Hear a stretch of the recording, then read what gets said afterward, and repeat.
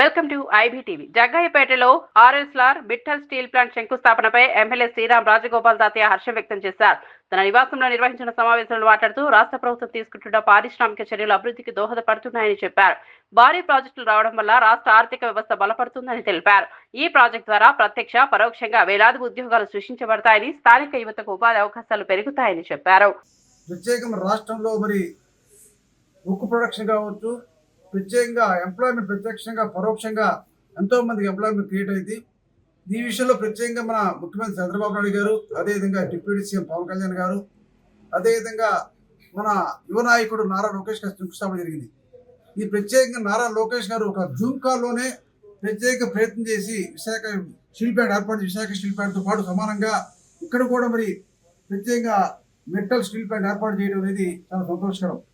ఈ విధంగా రాష్ట్రంలో స్పీడ్ ఆఫ్ డూయింగ్ వల్ల ఏదైనా ఇండస్ట్రీస్కి అప్లై చేస్తే చాలా ఫాస్ట్గా పర్మిషన్ ఇవ్వడం వల్ల ప్రతి వాళ్ళు మన రాష్ట్రం పట్ల పెట్టుబడి పెడతానికి సిద్ధంగా ఉన్నారు. దీనివల్ల ప్రత్యేకంగా మన నరేంద్ర మోడీ గారు కూడా మన రాష్ట్రంలో మెటల్ స్టీల్ రావడం అనేది, ఇండస్ట్రీ రావడం అనేది ప్రత్యేకంగా హర్షించారు. ఈ పెట్టుబడి 11,192 కోట్లతో 311 ఎకరాలు ఏర్పాటు చేస్తున్నారు. దీని ద్వారా 6,000 మందికి ఉద్యోగాలు వస్తాయి.